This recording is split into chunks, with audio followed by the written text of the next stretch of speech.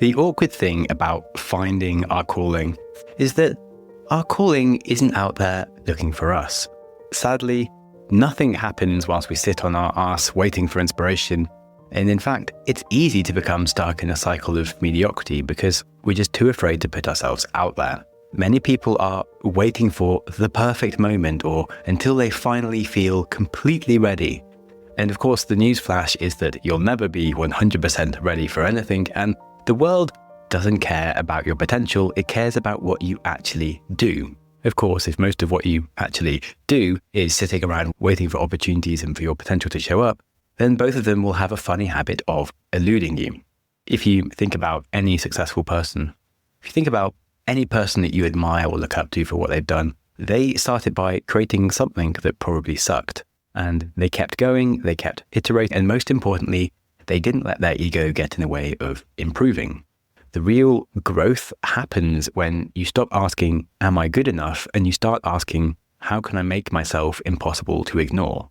These days, knowledge of how to do anything is so abundant and easily accessible. What's scarce is the willingness to show up, to create, to put your thoughts into the world before you feel ready. So today we have a 2-part episode going into creativity and content creation of all types. Firstly, in the first half, we're going to learn how to stop asking for permission and to just start creating opportunities that come to you. And in the second half of the episode, we'll learn how to stop second guessing the age-old question of, is what I do good enough? And instead start building a framework to just continuously improve whatever you work on. And it's going to be a very growth mindset approach to how we do the things that we do. So hello and welcome to the Growth Mindset Psychology podcast with me, Samuel Webster Harris, diving into the science of self-improvement and helping you build a life well lived on your own terms. The episode today is going to be less philosophical and much more action-based, so do stay tuned. Showing up is a choice, and it's the first step to achieving most goals. You never know who you could meet or what opportunities you could find by simply showing up. And this is a very accurate assessment and principle for many things in life. And during this episode, I want to talk about the benefits of showing up in regards to putting yourself out there publicly. Because creating public content directly does prove what sort of person you are. It shows your interests, your knowledge, your abilities, and they're out there and they're increasing your chances and opportunities. This might feel uncomfortable for many people, but the process and the accountability of creating content will likely increase your skills and network whilst you do it. And I think it's one of those things that a lot of people have a fixed mindset around. They don't realize the benefits they could experience or how they could do it. And that's very anti-growth mindset. So I thought it'd be worth me talking about on the show. And I've certainly experienced this myself. In many areas, I've seen lots of people's success has come from them just putting themselves out there and finding opportunities that then start coming to them. We'll learn about the benefits you can experience, the mindset changes that I recommend to create more opportunities for yourself whilst also learning faster, becoming wiser in the process. So hell yeah, the Growth Mindset podcast is in swing. Now, there are lots of different areas that you may want to go into with your life.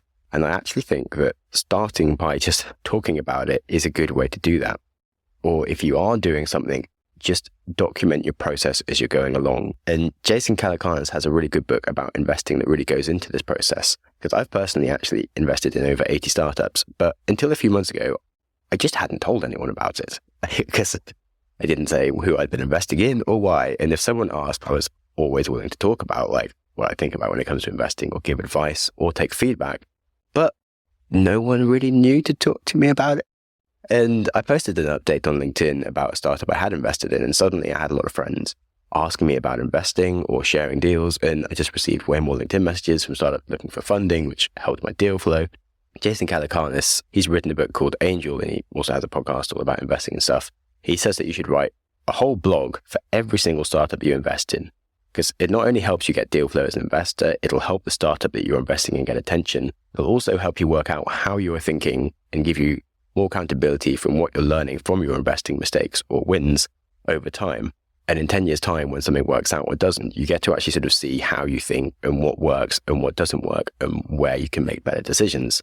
And this all seems very obvious in hindsight. And yet, like, most people just don't talk about it or do it. But if you create regular content regarding to like investing, even if you don't have any money to invest, you can still increase your ability to make better decisions, and you can get more people interested in what you think, and you're more likely to get a job at a VC fund or something, if that was something that you were interested in. You specifically don't actually need money or experience to start developing authority in a field. When it comes to investing, you could start running a podcast talking about startups that are raising funding, just going through all the different best crowdsourcing. You could look through all the different crowdfunding websites and give your reviews of the different opportunities and interesting startups that are out there currently. You could break down some of the top lessons from every investing book that you've ever read or been interested in. You could make a regular analysis of like the biggest interesting news and industry that you're interested in, or you could read all the S1s every year that each public company lists and why you think the company is doing well or what they're going to be facing problems with. And that just shows that you're massively interested in and have some expertise in the area that you want to get into. And when you turn up to a venture capital company with a backlog of content, you'll be far more employable than trying to tell them that you're passionate about it, because they'll know you're passionate. Harry Stebbings launched the 20 VC podcast without a degree, without a job, and he only had $50 to his name. He also didn't have any contacts in venture capital. He emailed hundreds of leading investors asking for them to be on his podcast. He didn't ask for a job. He asked to talk to them and to share his ideas. Despite getting many rejections, he managed to get a few high-profile interviews, and he slowly grew his network. He was also creating a valuable source of information for many founders, investors, and other venture capital companies. As the podcast continued to snowball, he started to earn money through advertisers paying him to do more of the things that he loved. His opportunities outside the podcast also continued to grow. He quickly landed a job with Atomico VC and 6 months later became a partner in Stride VC and ended up launching a $100 million fund with them. 2 years after that, he left Stride VC to launch his own fund because he had so much deal flow because his podcast had grown so big. His content created so much attention and deal flow that he just became a reliable person for someone to invest their money in, knowing that he would have good deal flow to invest it in somewhere else. And so in the modern day, if you have a reliable smartphone, you don't even need the $50 for a mic to start running a podcast. And sure, the podcast industry is more competitive now, but if you go more niche and something that you are really passionate about, it'll still be worthwhile, even if you don't happen to end up starting a $100 million fund, which is a bit ridiculous, but still. The point is, creating content can lead you in the direction that you want to go to. And you don't need to worry about your content getting a huge amount of views or anything. So I run another podcast with my friend Nico that is literally just me and him geeking out about books. The Wiser Than Yesterday podcast. We read a book every few weeks and we break down what we learned. Each season we find some of the best non-fiction books in a given topic area. We keep reading books in the area until we feel we've covered the subject, and we don't care how many people listen to it. We do it because we like reading books and we like talking to each other and getting wiser about the topic. We've covered Stoic philosophy, all of Taleb's Inserto series, equality and race and gender, lots of startup books. We've done a whole series on money and investing, on neurodiversity in the brain, and it really doesn't matter that no one listens to it. Sure, we have like 100 listeners, sometimes 500, but the podcast shows to anyone that I really like reading, I like improving myself, I like teaching others, and any specific season shows that I genuinely do like to geek out in that specific area. Doing it in the public kept us accountable and adds a level of professionalism to everything that we've done. It keeps us more organized and we get more out of it because we have to put a little bit more in. But it also attracts things I'm looking for just by proving what I'm interested in. As a founder, I want potential investors to know that I'm aware of how to actually run a business. And just a side note, the best way to prove that you can run a business is to always do what you say you're going to do. But another good way, before an investor gets to see your results over time, is to use content that can prove publicly that you think intelligently about how to be the best founder you can be. That could be a podcast, a newsletter, a blog, LinkedIn post, but creating stuff that shows how you think. A lot of the best founders I know have a newsletter or good LinkedIn posts proving how they make decisions and how they interpret the world. And it really helps investors get on board with their companies. Sorry, this episode has been a bit more about startups and founders. You may want to do completely different things with your life, but it's definitely the same if you want to get a job or you want to get into the music industry. People just like working with people that are clearly interested and passionate about a topic, and the best way to prove that is content out there. Another benefit of creating content is that it stops your ability to lie to yourself about how interested you are in things, because I am certainly interested in Stoic philosophy and art history, how the world of business works, but a lot of the books that I've read with Nico, I probably wouldn't have finished. And not only would I have not finished them, I wouldn't have developed deeper understanding that came from having a discussion with someone else intelligent who was able to talk to me about them. And because I then created content, I'll meet people that maybe work in the industry. Like I met a lady on the train whilst I was writing this who works in art history. And we've read a whole book about art trading and investing over the past centuries for our investing season. And obviously I didn't point her to my episode to prove that I'm interested in these things. That would not have been very practical at the time. But I had a very fascinating chat with the lady about art movements, price manipulation by galleries, blockchain, NFTs. I didn't have to tell her I was interested in the area. I was able to share my ideas, which already proved my curiosity and interest. I didn't have to waste time telling her that I like these things in the hope that they believe me. I have overwhelming evidence of who I am. And so when you create content, you actually build that evidence that you are who you think you are. As Alex Hormozy says, the best way to build confidence is an undeniable stack of evidence that proves that you are who you say you are. And content is a really good way to prove that you are who you say you are, because you might just be lying to yourself. You may think that you're interested in doing all these things, but if you're not truly learning. Now, waiting for your calling to appear is like expecting muscles to appear without exercising. If you start creating content around your interests, opportunities only appear afterwards. Seth Godin writes that the strategy of seeking your calling is a very easy place to hide from ever doing the hard work needed to create our calling. It is only after we do the difficult work that it becomes our calling. Only after we trust the process does it become our passion. Do what you love is for amateurs. Love what you do. So if you're looking for new opportunities in an area of interest, it makes sense to be public about it. You can teach knowledge, but you can't teach interest. The world is full of knowledge. You can buy it easily and you can learn it if you have the passion. The problem is whether you're passionate or not. A degree is certified knowledge. Content is certified interest. As an employer looking to employ someone, yeah, I need to know that they have the skills available, but do they actually have the passion? Do they have the interest? And if they have content around it, it's much more likely that they're actually going to be a reliable person to be in my company. And lots of people think about these sort of fun jobs, like I just mentioned, food blogger, travel writers, podcasters, and they kind of think of it like it's a completely impossible job for them. And the amount of people that I've spoken to in the last few months who ask me what I do, and I say I'm a podcaster, and they're like, are you actually a podcaster? Like it's not a real job or something, or like it's impossible for someone to actually be doing that as their main thing. And I'm like, yeah, I'm actually a podcaster. This is like my thing now. It only happens by actually doing it, not waiting for it to suddenly drop in your lap, or being envious of these people that are out there enjoying these things. It's not just about employment opportunities or hustle opportunities that you can create for yourself. It's just in general in life. I think you always get more out of yourself when you are entertained than working for the sake of just work. So create content about anything you're interested in. Let it build your path towards doing your calling. Like I said with my podcast with Nico, it's just something that I do for enjoyment. And he's also running a different podcast all about blockchain and gaming. And it ended up with him getting a job at a venture capital firm and then being paid to run a different podcast for a crypto newsletter. And he just lives the dream doing stuff he's really passionate about just because he started talking about the things. And to round this up, I've come up with something that I've called the law of creation, because you may have heard of the law of attraction, and I'd certainly get a few people that think that the Growth Mindset podcast is going to be all about the law of attraction, that you can have anything you want in your life by sheer force of overwhelming positive belief that you can get it. And I do not believe in this. I think it's super dumb. You have to take action. The belief that you can do something is essential, but it is only part of achieving anything. To achieve something, you have to work for it. So I propose a new law, which is the law of creation, which you can achieve anything you want by sheer force of creating overwhelmingly great content about it. And it's a bit stupid, but it's actually true in most cases. You still need to seize opportunities when they appear, and you have to work hard for them. But if your content is really good enough to stick out, you will have your choice of opportunities. And that is a fact. If your content is better than anything else out there, you will get lots of people listening to you, you will have an audience, and you will be able to choose the opportunities that are coming to you. Average content will be enough to prove your interest.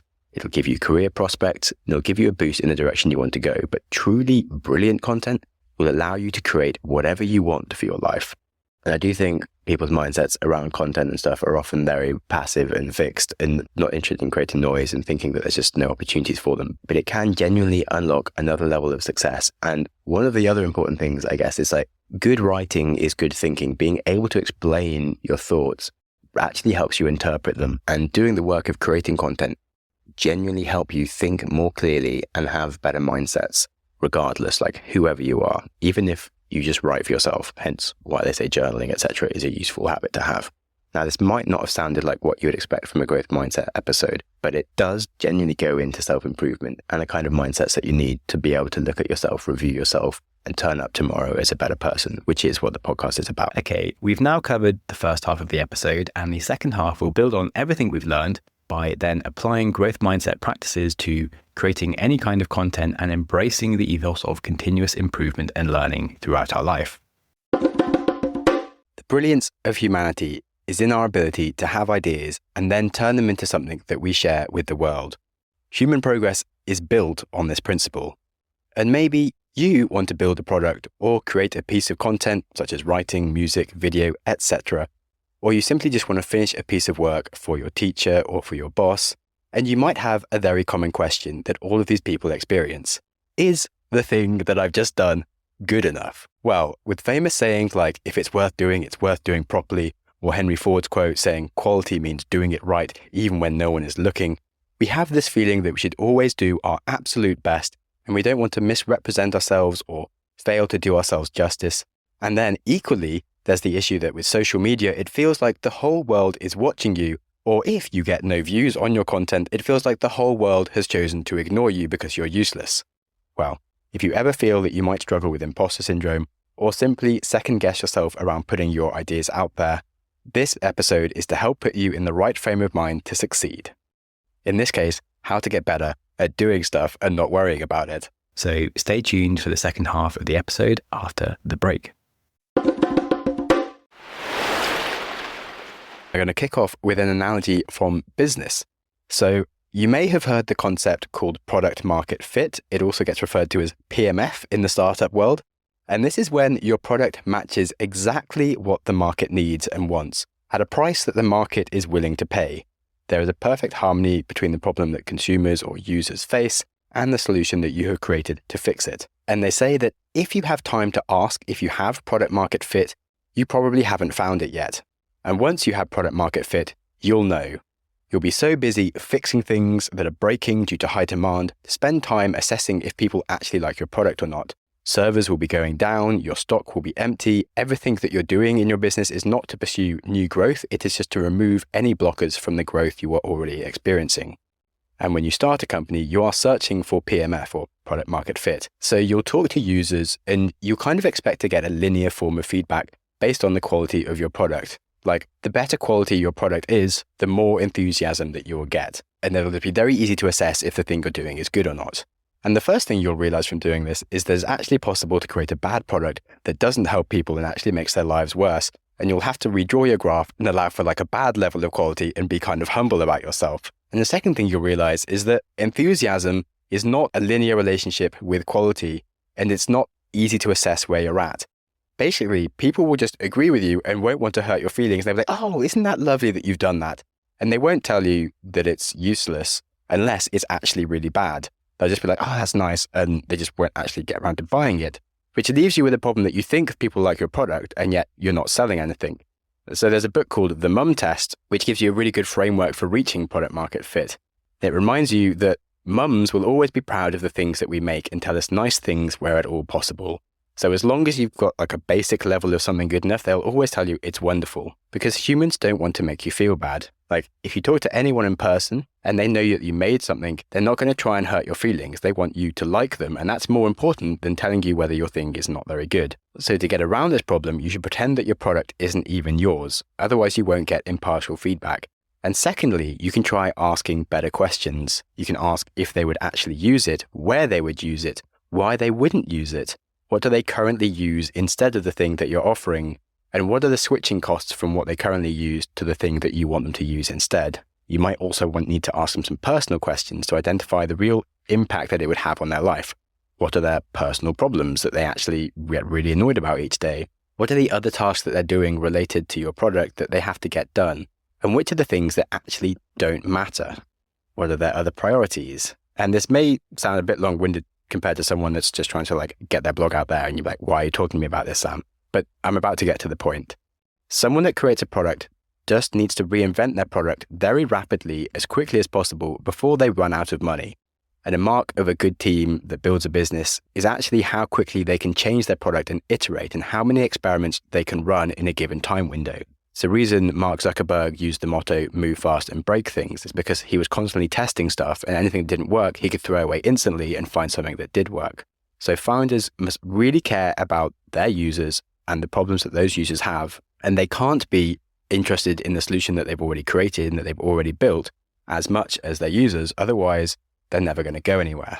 They have to be very willing to tear up their current work and expect it to not be good enough the first time and just do anything without worrying about the sunk costs they've already experienced. If they move slowly, they can sink their entire company. And some examples of companies that completely reinvented themselves to reach product market fit would be Twitter, which was originally a podcasting app and not a message board. Twitch was originally a live stream of one single guy's life and nothing to do with gaming. Graze used to make high quality fresh fruit snacks before they turned into a dried food delivery company. These companies all reached greatness because they changed their products massively. And the real sign that you want to prove that you have product market fit is not people willing to pay for it or saying that they like it. It's actually people saying they would be genuinely sad if they can't have your product anymore. And so if you ask people how disappointed they would be if they can't use your product, if they say very disappointed, that's a good sign. And you want to have 40% of people saying that they would be very disappointed if they can no longer use your business. And if you aren't there yet, you need to keep on changing what it is that you do until you get there. And so we see that excellent products are not just a lucky guess, like someone just invented something and everyone bought it. It's a result of the founder's excellent ability to seek truth and solve problems. And you can apply this all to creation. Feedback is the same for anything that you make. As they say, feedback is a gift. Now, we can easily ask people if what we have done is good. Yet when we make something truly awesome, we shouldn't need to ask anyone, they'll tell us. If you tell someone a joke, you know if it was funny because they'll laugh. If it wasn't funny, they weren't laughing. And it's the same for any creation. People tell us when we do something that connects with them at a deep level. They'll get excited, they'll get emotional about it. If you play music that is brilliant, people dance, people sing, they'll follow you and they'll get hold of your music. If you make art that is beautiful, it will make people wonder. They'll take photos, they'll buy your work. If you write content that is incredible, people will write back telling you that you've blown their minds, that you've changed their lives. They'll share your writing for you. They'll read everything you create from top to bottom, and they'll wait eagerly for your next installment. If you're asking people about the quality of your work isn't good enough yet. If you're trawling through your analytics trying to find out if your content is good, it isn't good enough yet. But you just need to ask better questions of your work and iterate faster to reach work that is better. So I have genuinely been looking at the podcast comments lately and trying to find ways to change what it is that I do on the podcast. And it has been getting better. It has been growing really well for the past 3 months. And I honestly do have some failures here on my podcast. I started it 5 years ago and it quickly grew to like 10,000 listeners an episode, which was kind of like the gold standard on podcasts as far as being able to get advertisers and have a podcast that people are actually listening to, as opposed to just a place where you can talk into the void. But it kind of stayed there. It went up and down sometimes with the years, but generally stayed fairly level. But by last year, it actually started to sort of descend because I just really hadn't iterated that much or bothered to change. I was just enjoying what I was doing, but I wasn't really trying to change it. And recently I've realized that podcasting is really great. It does fit into the rest of my life very well. Instead of treating it as just like a side hustle that's kind of fun for me, thinking like, actually, if I do this well, this could be my job, but it's still only a job that takes 2 days a week and I can go and run around having fun the rest of the time and come up with better philosophy and better ideas to put into the podcast. And I should really be more intentional about the podcast and make it something that people really want to come back to and just get lots of value from. And it's easy for me to look at other podcasters that started recently and they have been getting feedback of telling them like how amazing their podcast is and why it's like the best thing ever and just growing super fast and be like, okay, I can definitely iterate on my podcast to get it to something that is like that. Because I do get feedback, which is nice, but not in like copious quantities, which would be nicer. So I'm definitely aiming towards that. And if you have any advice for me, feel free to email me at growthmindsetpodcast@gmail.com. I would love any comments of what you'd like to hear more of or what you'd like to hear less of. And fundamentally, so far from what I've learned is that generally my shorter episodes where I'm just talking, people prefer. And as this is a podcast that's meant to be about psychology, doing interviews where I actually find like psychologists and sort of talk about one specific topic that I'm truly fascinated in is going to be better than doing more like life story interviews with cool people. Or if I do those, have a bit of a more scientific approach to them. And that's actually really cool. Like I would love to do that. And so that's what I'm doing. And it's really exciting to be working hard on it and making a thing about it. I'm currently in the Himalayas for 3 months where I'm becoming a mountain guide. And it's nice to be able to do that whilst also running a podcast that I'm taking seriously, unlike everybody else that's here in the Himalayas with me who I've actually had to drop everything. And so I feel pretty blessed to have this. So thank you for listening on that note. Anyway, get back to the lesson. The lesson is, if whatever you're doing isn't getting serious love or growing really fast, it does need to change. As Alex Hormozy says, if your work isn't growing, it's dying. And like for podcasting, for example, the actual amount of listeners is growing by like 10% every year. So if your podcast isn't growing by like 10% every year, that means it's actually getting smaller technically in one aspect. And there's just more and more people getting into podcasting, trying to make better, more interesting and better things for users out there. So if you keep on doing the same thing, you're going to end up going backwards. And one thing I have to say that is the biggest myth in all content creation is that people say it just takes time. If you just show up week in, week out, and you can wait for time to work its magic. Like, no. If you keep on doing the same thing for years on end, that's a recipe for going nowhere and wasting lots of your time. Your content doesn't just need another year of you doing the same thing for people to finally find out about what you're doing and listen to it. If you approach your content more like a good founder, you would test your ideas and you try different things. I'm sure you're interested in more than one thing, and you can find plenty of things that you could be passionate about that you would enjoy doing, and you'll find something that finally resonates with an audience. And there's no excuse for anyone to not have a giant podcast if they approach it like a business. Ideas are really cheap. It's just the execution that matters. So if you are a creator, you need to start hustling like a founder, or even like I did mention at the start, like people that are just putting their work in for their bosses. You can still talk to other people in your company and get a better idea of how to make work that is brilliant and really outshines everyone else. If you're creating anything, you should follow the same rules as the mum test. Talk to as many people as possible about what they love and what they hate, about what their problems are in their lives, that whatever it is that you're creating is trying to solve, and the things that those people are fascinated in. Pitch them different ideas as if those ideas aren't even your own. Pretend someone else came up with the idea, or try and get them to listen or read something, or say that you listened to or read something about this topic that someone else created a podcast about, and see if they are actually interested to like follow that podcast as well, rather than saying that this is your own podcast and asking them to listen, because they're always like, oh wow, you run a podcast, I'll listen, and then they won't listen. Importantly, don't feel any attachment to any of the ideas that you have. People have this like sense of ego that just because they had the idea, it must be brilliant, when it's just not. Like I was in a workshop that I was helping run where we were going on about the fact that like interviews with people who aren't famous about just like their lives and stuff are not going to succeed anymore because of there's a million podcasts out there. And I don't need to hear about someone who's not interesting and hasn't done anything with their lives. And then this lady was like, pitched us her podcast idea, who was like, I'm doing interviews with like random people over coffee, and it's going to be great because of it's over coffee. It's going to be like a personal thing. And we're like, you really haven't listened to what we've said, because I just don't care. There's so many amazing podcasts out there. I'm not just going to listen to you chatting to someone over coffee. But she just didn't get that her idea was crap. And we kind of get lost in the fact that like, just because we've thought of something or we're doing it, that everyone else is interested in it, and they really aren't. You don't get to decide what is good. You have to listen to people. You have to kill your darlings, and you have to just work out what is good based on feedback. You can quickly test things. You can see what resonates, and just don't get stuck with an idea because of it's what you're already doing. Your current mediocre work that you do is blocking you from doing brilliant work. The question of is your work good enough is a really important question to be asking. Whether you're making a YouTube video or a piece of music or even a work report for your boss, just make something that over-delivers. Craft the experience so that consumer feels it was perfectly made for them. Look only for sheer joy that someone can't hide when they truly love something. Make people like your work so much they would be disappointed to lose it. And keep iterating on your work as quickly as possible. Once you do something that is brilliant, it will explode. The algorithms are there on YouTube, even on podcasting, on blogs. If you do something incredible, people will share it. It will get seen.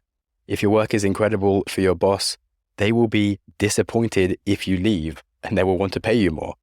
Don't wait around for whoever your audience is to improve over time. The world is changing very fast. It will only get less interested in whatever it is that you're currently doing. And there will only be more and more competition stealing your audience's interest.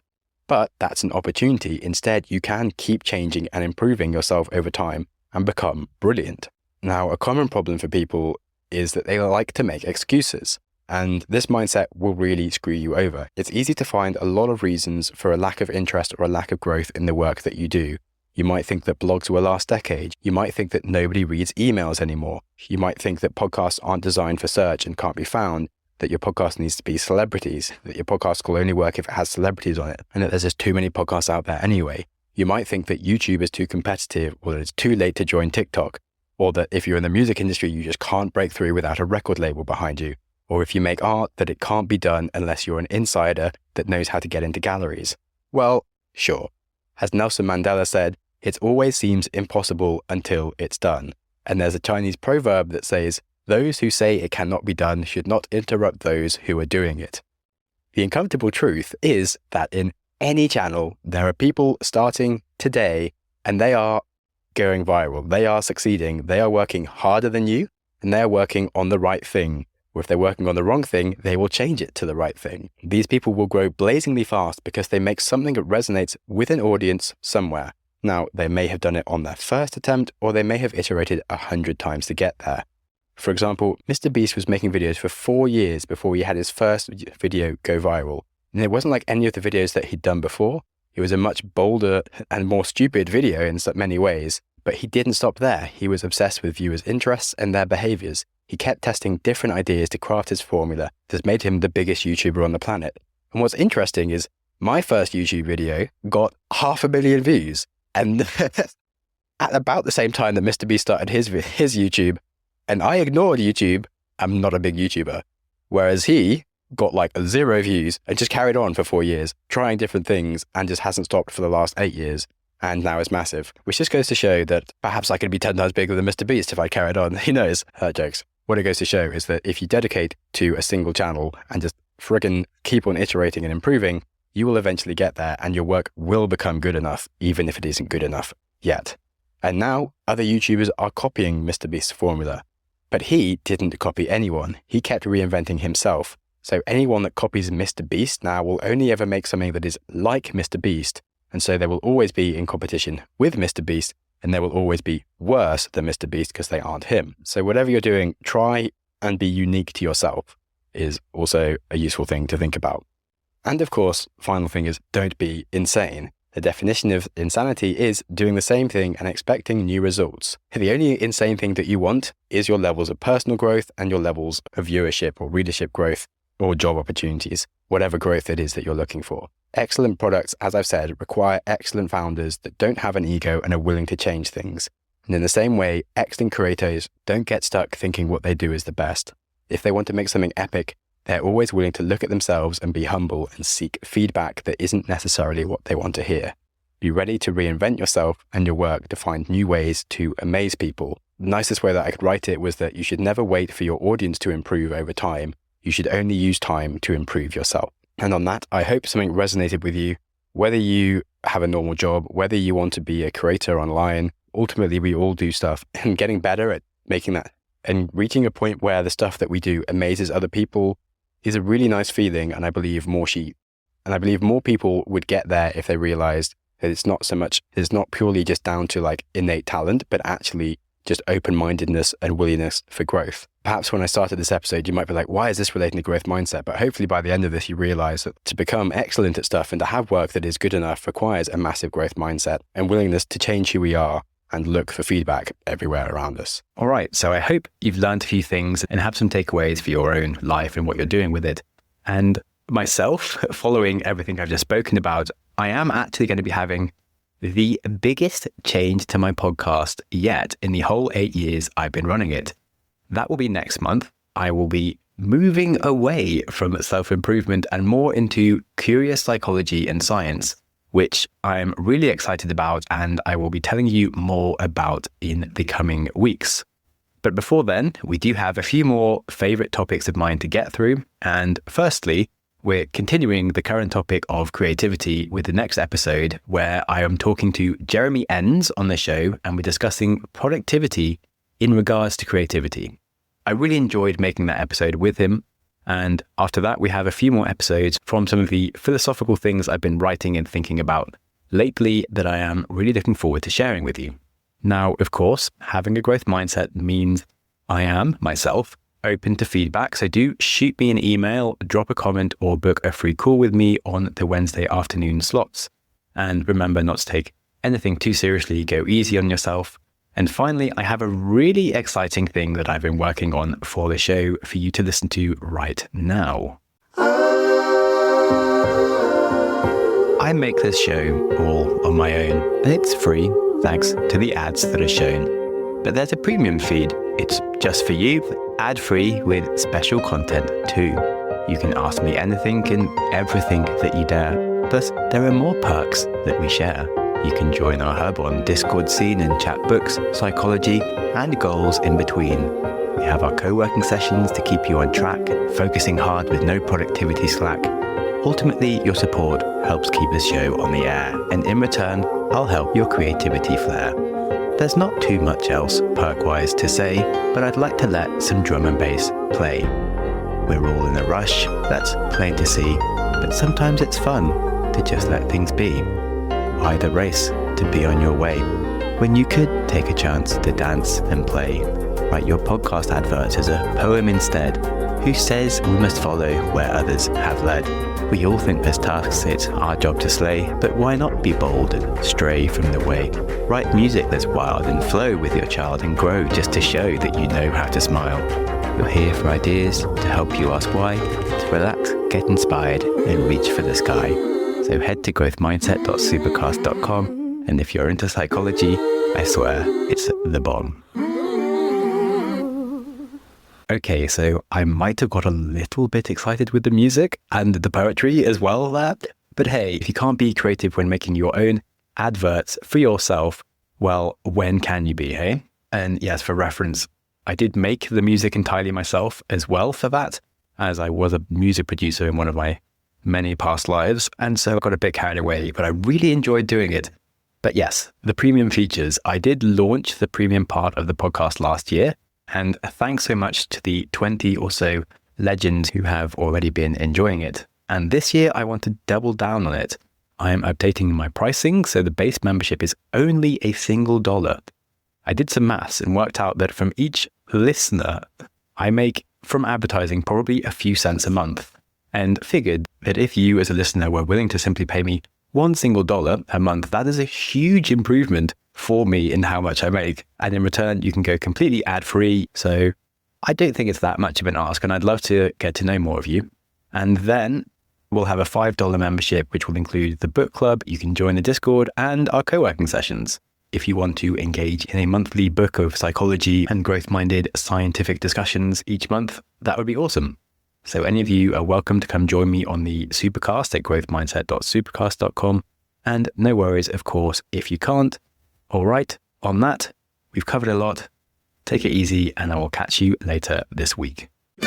Thank you so much for listening. Go you! Your consistency to reach the end of an episode is legendary. My hero!